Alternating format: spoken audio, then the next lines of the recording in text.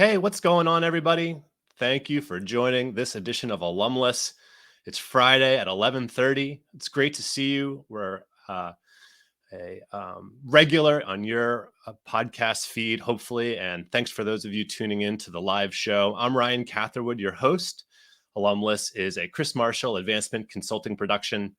On the show, we discuss alumni and donor engagement and other trends in university advancement. And today we are broadcasting live.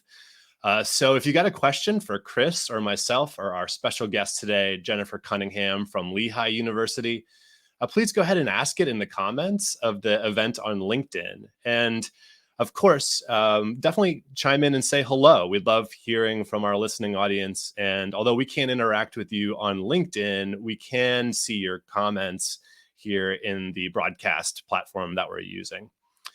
So the show is on LinkedIn Live is about 30 minutes long, and we have another 30-minute bonus segment that we make available through the podcast version of Alumless, which you can subscribe to using Apple Podcasts, Google Podcasts, Spotify, or Amazon Music.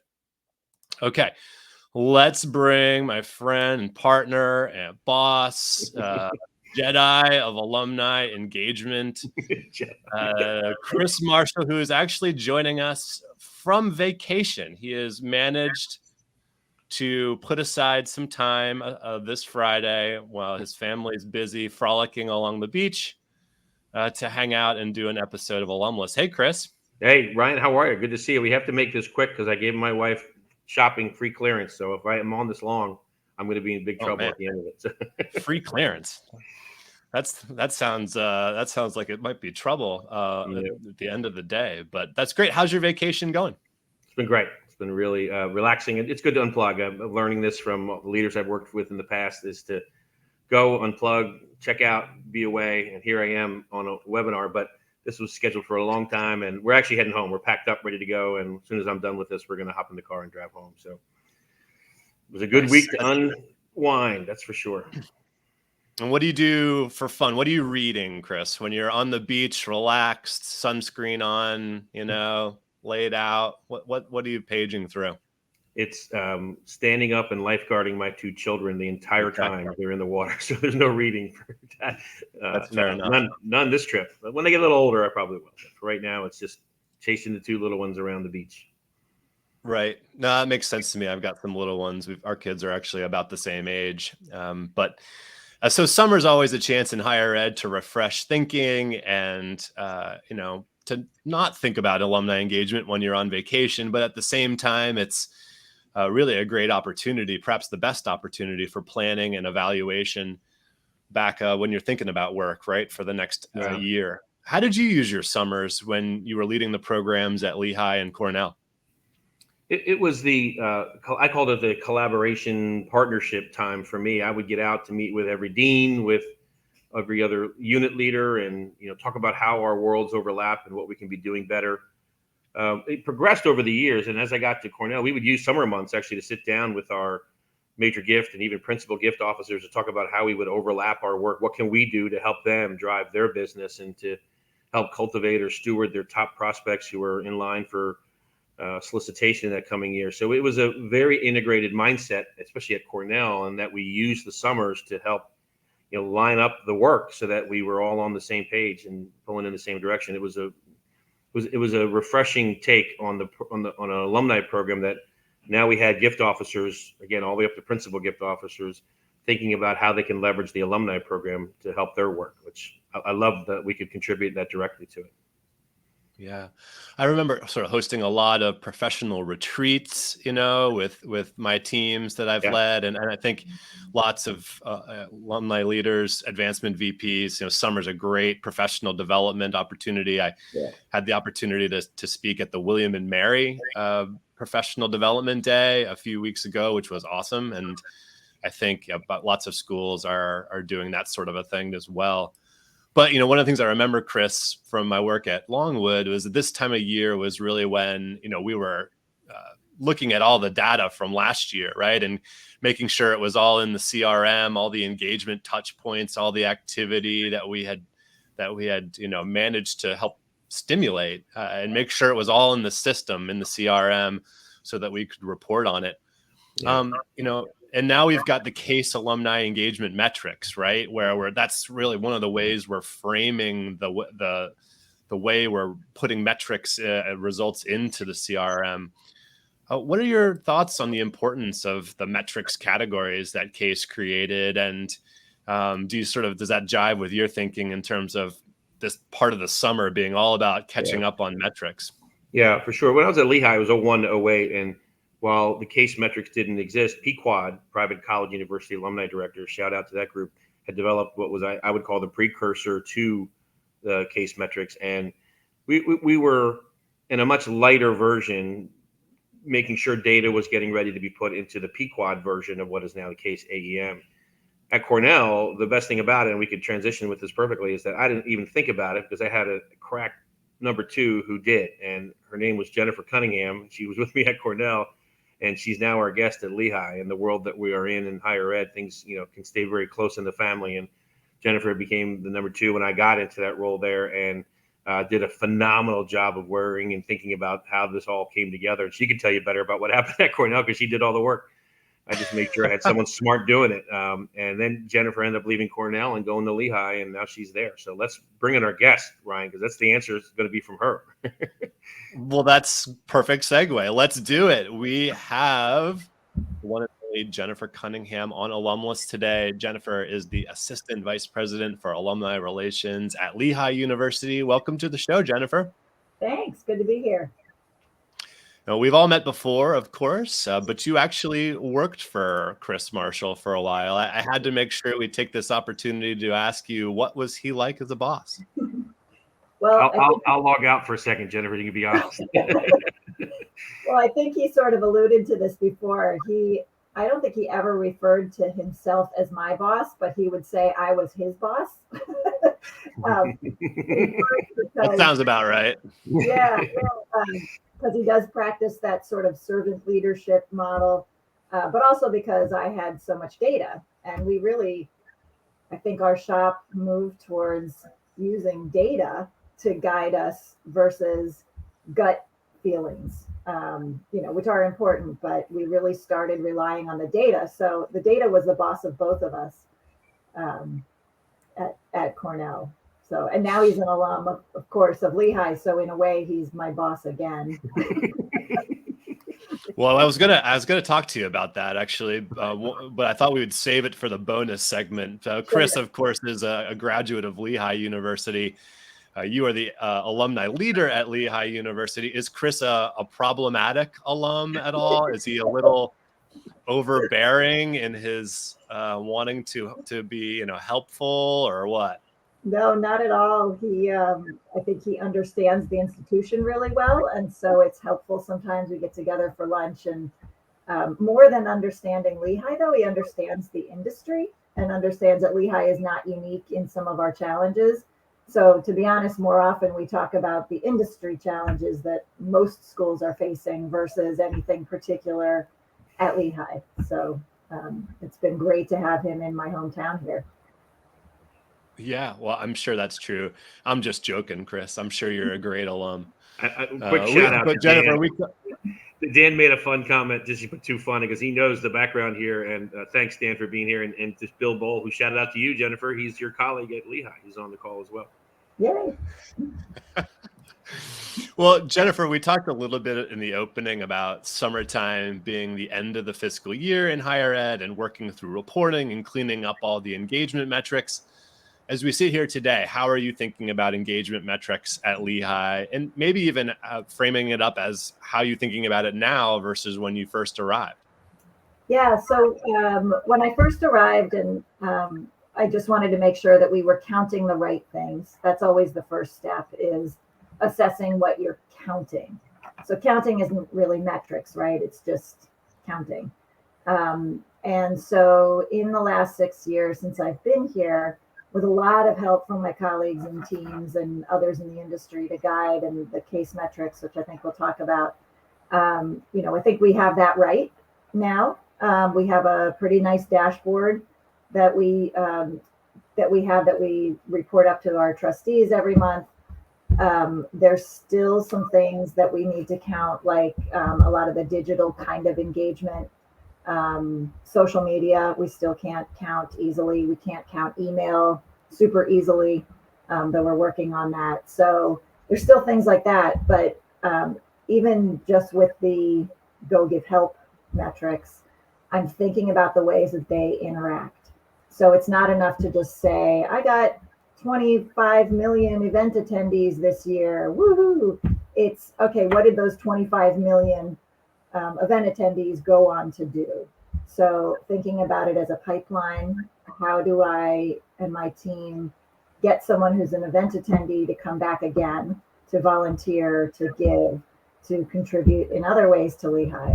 So it's not just the raw data, it's what we do with that raw data and how we convert people into more than just attendees or more than just donors. Sure. Yeah, I'll build on Jen real quick. I've always said from the beginning that the case, even the precursor, the Pequod model, the case model is the crawl in the evolutionary stage. We have to be able to do that in order to walk, run, and ultimately fly, which we'll get to in our conversation here. But it's the minimum step that I think everyone should be able to do. Yet most institutions, I think we're maybe getting to most, but most still are on that cusp of being able to do it fully. Right. Yeah. And now that we have CASE's definition of alumni engagement, Chris, as you said, it's sort of the Pequod metrics were the precursor, but it feels like the CASE metrics are somewhat ubiquitous now, right? Everybody is sort of been adopting them. And Jennifer, how do you feel about them? And do they perfectly encapsulate what we do? Is there anything missing from the metrics? Anything that doesn't sit quite right? No, I think Jenny Cook-Smith at CASE has done an amazing job of herding all the cats, and they're doing great work. And just a little plug for CASE, that's our group. So it's not like CASE is doing this to us or imposing anything. We are CASE. So I and Chris and probably Ryan, you've been involved. Lots of alumni relation directors have been involved in developing these. So the criticism I would have is not of CASE. It's more of, if you care about it, get involved and help us shape this, because I have a way of thinking about it. Chris has a way of thinking about it. Others that have been involved have different ways of thinking about it, and we need all the voices. Where I get frustrated is more, to be honest, with the technology companies, our database companies, that don't make it super easy for me to push a button and get the data out that I need. I think if they would sit down with CASE and with people like us and say, how can we make our reporting tech tools easier? That would be really helpful, because a lot of alumni directors I speak to, it's not so hard to get event attendance or to know who your volunteers are, certainly not to know who your donors are, but to get that out of the systems still seems to be the biggest challenge for a lot of shops, especially the smaller shops that don't have people like me or our great advancement services, business intelligence kind of teams. So that's where I get frustrated more than with the metrics themselves. Yeah. I mean, sometimes it's about not having the custom reporting available, right? And why is that not available? Well, it's because nobody put pressure on it to be created, right? No one said the person who knows SQL, right, who could actually write the reports, right, to do that. Yeah. Because why do I even need someone to write SQL in my shop? Why doesn't all these different tech companies, why don't they have an out of the box thing that aligns with CASE, where I can say, okay, give me the CASE report? Yeah.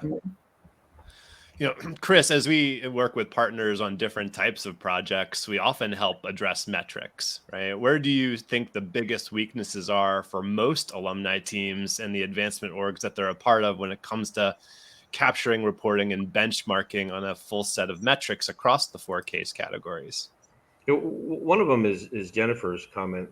Broadly speaking, reporting out from any system is definitely on the list for me. The communications one, I know one of the Lehigh struggles, most places still struggle with this. I know we got other people commenting here, Ryan, so read that comment there. But like the communications one is the biggest challenge for a lot of folks, because they don't have the tools They can tell you how many people opened or clicked through on a story, but they couldn't tell you who it was without the right tool. And that's often expensive, and a solution that many places just don't have. So that factor in there. The other one that I scratch my head about all the time, a smaller liberal arts college or an independent school, I think they should be able to get this done and be pretty accurate across institution. But you talk about the large institutions, the Indiana universities, the UC system schools, where you have activity, alumni activity happening everywhere and every day. And the big one you hear even at those smaller places is, the alums that come on campus to speak in the classroom. That probably happens every day because a faculty member is calling that alum saying, "Hey, can you come back?" They have a personal relationship, and they're never even involving the Jennifer shop or anybody on the central team. So the larger you get, the more decentralized an institution is, the harder it is to do this. I think we just got to keep plugging away, and like we have eventually got to a point where we can be accurate on giving, we'll be accurate on engagement, but it goes beyond that. We're going to have to get into correlational work and then eventually predictive modeling. We got a long way to go down this path, but we have to start. And like Jennifer, I agree with 100%. This is us. It's not Case forcing this, right? We have to be willing to do this and pioneer it. I was at Case Summit. I saw 2 or 3 presentations on this. And it was fantastic what work has been done since 4 years ago, but it's still early. We're on a steady walk, maybe closing in on a jog in some places, but we're still not running or flying yet, I'd say. So a long way to go. I think a lot of universities have correctly identified that the running and flying is going to be happening when you're able to integrate Salesforce Marketing Cloud or technology that's that advanced, right? When it comes to journey mapping and other methodologies to track engagement. It's why if I was an aspiring young consultant, I would learn as much as I could about Salesforce Marketing Cloud. And I think that there's tons of schools adopting it right now and moving to the Salesforce CRM from solutions like Blackbaud or Ellucian because of the opportunity that exists for engagement reporting and so forth. The other thing I'll say is that there are companies out there who have built tools that if you were to pay them to do it, they will take your data and come back to you and tell you, here's your score. But it's an annual thing. It's costly. I have several clients who've said to me flat out, we want to move away from the annual, pay a lot of money to do what Jennifer's doing, being able to do it ourselves and do it monthly or even more frequently so we can monitor it as we go and not have to pay for it every time we need it. That's where we got to get to. I think that's the next step, frankly. We also need to get to training staff on how to use this stuff, because traditionally, the best alumni engagement officers are people, and we're great at managing volunteers. We're not necessarily data heads. And so how to leverage that data, right? Yeah, like how to find the stories in the data. I don't need to know how to manipulate, data tables and that kind of thing, but I need to be able to find the stories and then do something with those stories. Yeah, great point. Alumni relations people have to be really good at a lot of things, don't you think? Like events, data, strategy, social media, right? There's a lot. And it's one of the reasons I like this profession, because it's really a robust set of skills and strategies. But, it doesn't necessarily work if you're just a people person, right? You got to surround yourself with a team. Right. Jennifer, when you evaluate the full suite of alumni engagement programs at Lehigh and think about avenues for participation growth over the next few years, where do you see the program headed? And more broadly, where do you see the industry headed? So I think it goes to what Chris was saying about, having engagement all over the university. I cannot be the only engagement officer. My team can't be the only engagement officers. There's our different institutes, the colleges, they're all engaging alumni. So getting out there to the deans and the directors and understanding what they're doing is one piece of it, and how to capture that. The other big piece, and I'll use the Lehigh Lafayette rivalry as an example. So we have the rivalry. We just introduced all alumni tent, tailgate tent. So there's 800 people that come and we can count them, they register. But then there's this parking lot full of thousands of alums that are tailgating on their own, people that don't do anything else with Lehigh. I went out there like it's the wilderness. You got suited up. I did. I got suited up in a Santa suit, kind of. I had these free coasters that we made that were really neat. And I just started walking through the thousands of alums tailgating on their own and met so many people that I've never met before, great stories. And it hit me harder than it has. I'd thought about this before, but why am I trying to get these folks to come to me into my tailgate? Why do, I was like, wow, how do I get all these people to come into and pay the $30 that we charge and be at my event, at my party? Why don't I go where they are? And so we're really thinking about that from a larger perspective of all the alums that are getting together without us. That's great. That's fine. But how do I, in the words of one of our alums, wow them when I know they're getting together? Can I just send them a bag of swag and say, hey, I heard you all are meeting for dinner. Have a great time. Here are some tchotchkes. Hope you'll be in touch. I think that's where we're going, because so many alums are getting together on their own in ways that I don't need to be in the middle of that. I would like to know about it so that I can try to bring them closer, but that's just one revelation I've had recently. It's a tricky question too, right? Of how much do you facilitate events versus empower people to have events? I think, regional engagement is an interesting topic where you have these boards of volunteers who want to drive decision making. But do we really just need a few volunteers who could help, put on an event once or twice a year? Do we really need a board, right? And how do we make some strategic decisions around our programming that meets people where they are, as you say, both in person and digitally? Right. So I think it's a great sort of analysis. But as we were preparing for the show today, Jennifer, you made a great point that we still need to actively talk about the lifelong return on investment of going to college and being an alum of somewhere, right? And how can we as alumni directors remind people that, they have that opportunity to take advantage of that continued value that, we take it for granted, maybe, right? That it's sort of fully understood, but it's not. Yeah, I think this is being made even more obvious the more first generation students that come on campus and don't have the role models that I frankly did, with my parents being very involved volunteers and taking advantage of their alma maters literally from the time they graduated until they were very old. So I think it's incumbent upon us as alumni directors to get the word out that the tuition is not just for those 4 years, because sure, in the media we hear it's very expensive and is it worth it and all those arguments.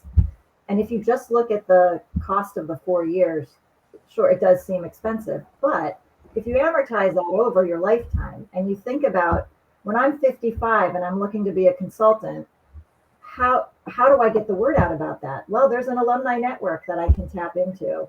Even just getting on a LinkedIn group with alumni. Volunteering, you can pad your resume. I hate that term, but it does teach leadership skills. It gets you in front of alumni that you may never have met before that could be helpful. You can be helping other people. You can hone your management skills. There's just so many ways that people can tap into this network, no matter what school you're at, that I think we don't talk about enough. And, in my head, I have a New York Times op-ed written out about this and sort of the counterpoint to college is so expensive these days, it's not worth it.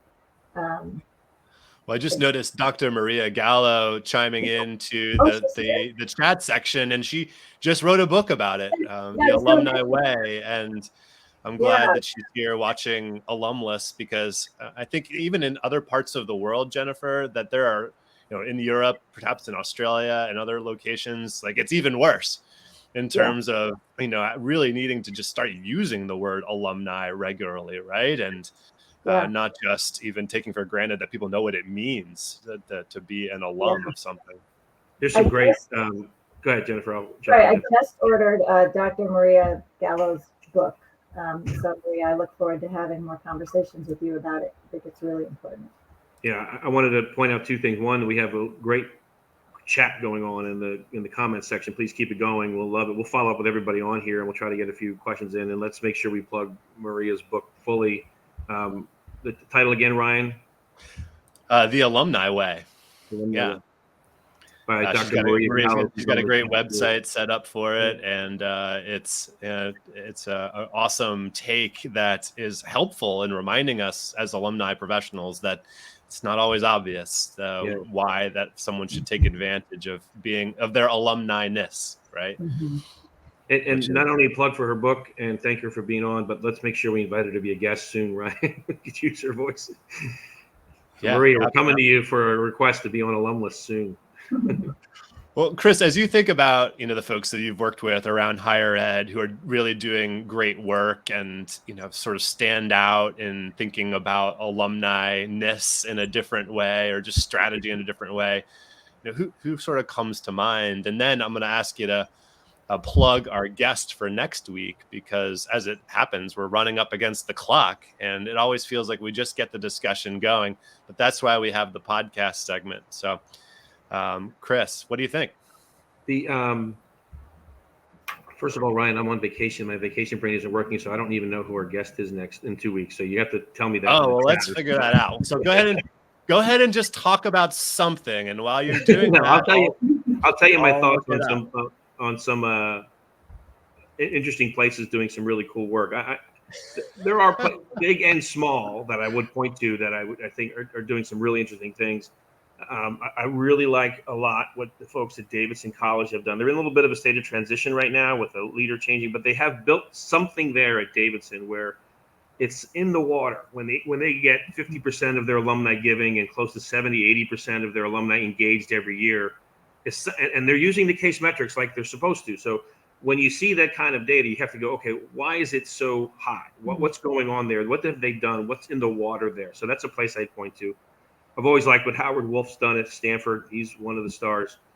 J.T. Forbes and his successor, Tricia Stumpf at Indiana, at a large public institution. Steve Grafton, who's retiring from University of Michigan, point to his shop as well. There's plenty out there. Julie Sina at UCLA. There's so many leaders, and we're all lined up to have them on this show at some point. So eventually you'll see them. But there's a lot of good thinking out there in places. The best thing about CASE, the old copy and steal everything, is that people are willing to share their thoughts with you and give you their secrets. So Ryan, divulge our speaker for next week, and I'll talk about how great they are. Nice. You'll have an easy time with this one. Our next guest is Nancy Merritt from Pitt. Another one in the family, right? Nancy started with us at Lehigh and moved on to Carnegie Mellon, and I can't believe I forgot that one. And she's at Pitt now. She's leading a really cool program at Pitt in a very integrated advancement shop under a phenomenal vice president there named Chris Davitt. I'm still working with their office and doing some really cool things there. They're doing some really cool things, and love the work that Nancy does. She's a very dear friend and a lot of fun, and we'll have a good time. We'll talk to her in a couple weeks.